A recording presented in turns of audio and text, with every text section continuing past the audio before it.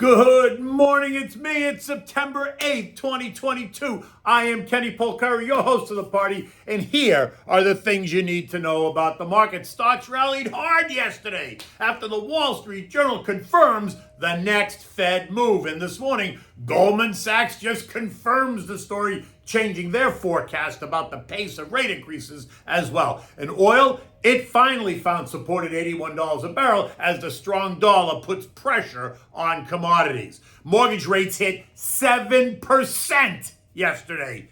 Ouch.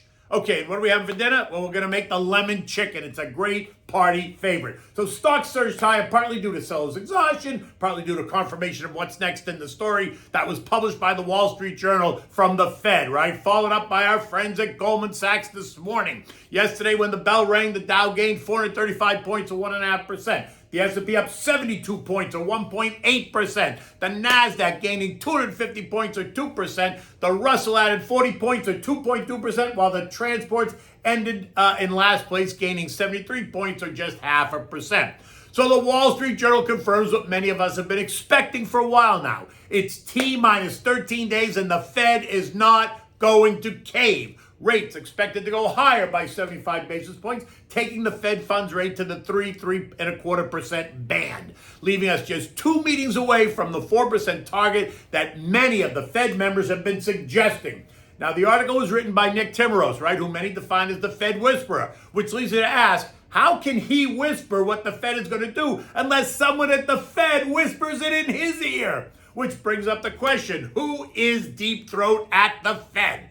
Yes, you could say we heard from the whole crew, and while they've all indicated higher rates are needed, the market kept suggesting that 50 basis points was enough. No reason for anything else. So they pulled out all the stops and they instruct Minneapolis's Fed president, Neely Kashkari, to go over and whisper the next move to Nick. And then Nick writes a story suggesting that his investigative work reveals that the Fed is on pace to raise rates by 75 basis points. You see how this works? In fact, you can say that there is no news anywhere unless somebody leaks a story. And so it is what it is. And then Vice Chairman Brainard comes out and opens the door just a little bit, saying that the bank, meaning the central bank, will have to raise interest rates to restrictive levels and keep them there, while also saying that risk would become more two-sided in the future. You see that? She opened the door just a crack to basically say, back off. We're going to get aggressive now, and then maybe we can discuss slowing it down at some point, undefined.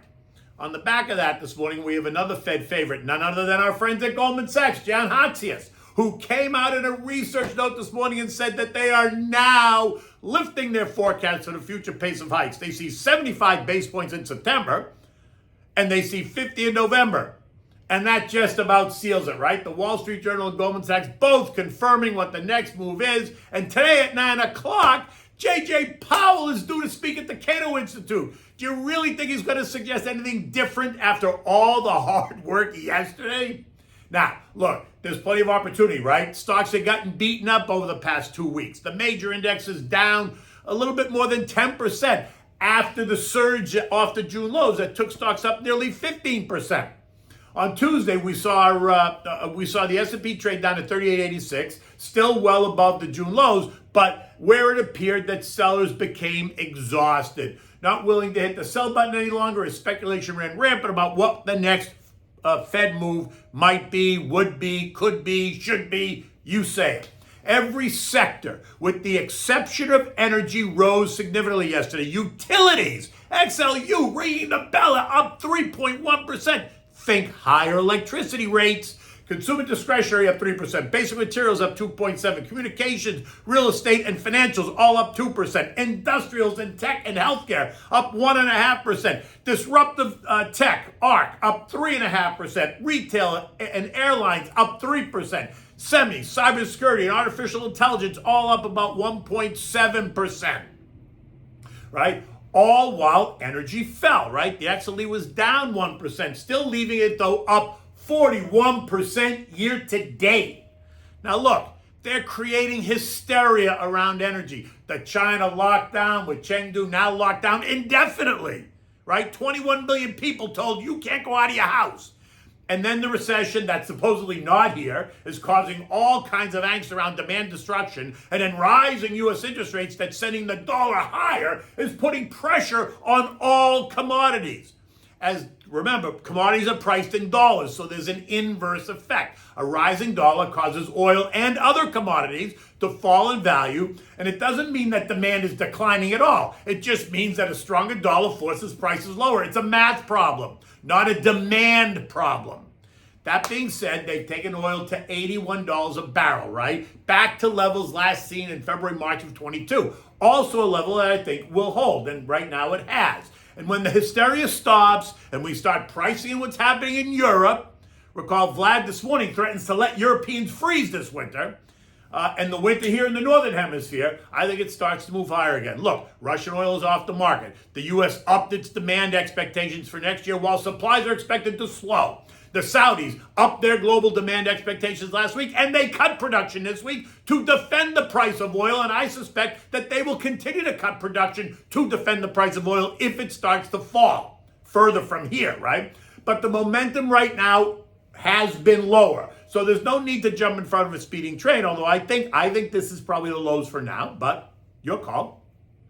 Some estimates call for oil to fall as low as $60 a barrel, while others have it going back to 120 range before the end of the year, which is the camp I'm in. I'm into the higher camp, not the lower camp. I think we see 120 before we see 60.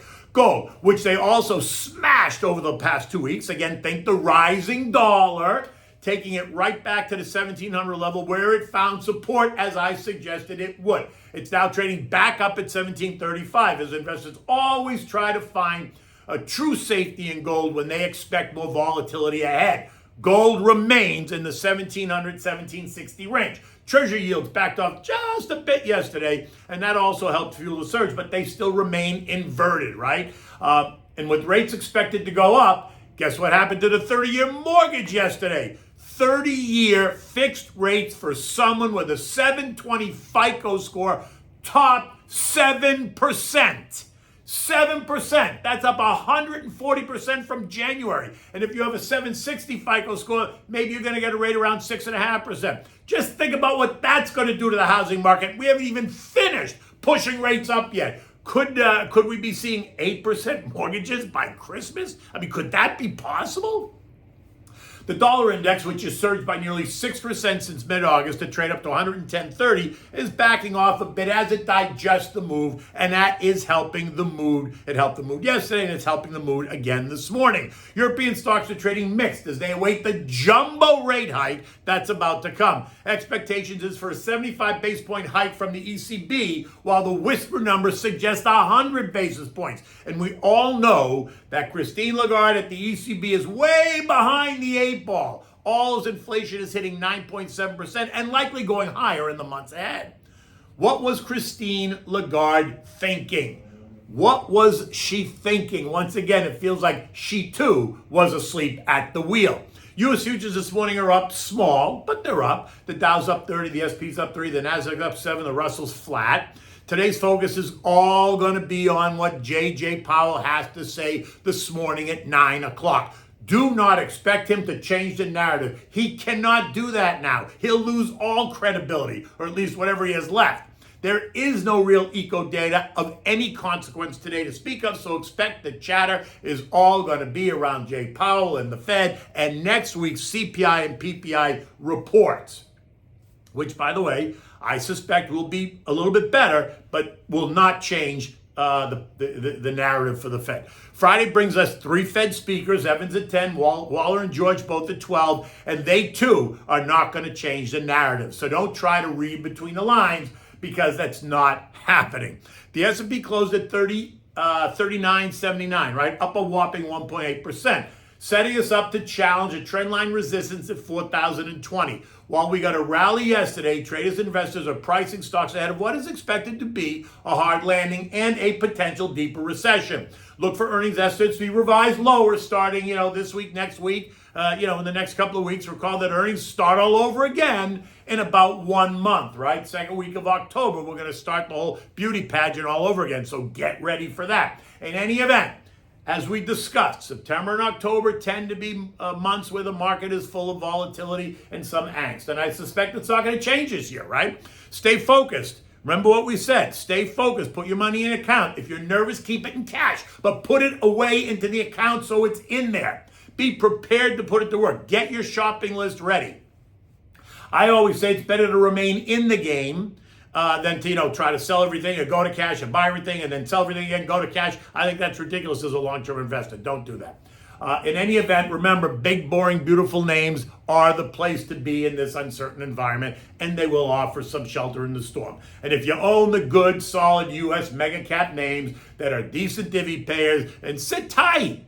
Take advantage of the weaker prices that are going to bring your average cost down. Sectors to be overweight in this environment, energy, healthcare, utilities. We saw them up 3% yesterday. Consumer staples all fit the bill, right? But again, you have to balance that between where you are and who you are, both on the life scale and the risk scale, right? If you're younger, you should be further out. If you're older, you should be further back. In any event, what do we have tonight for dinner?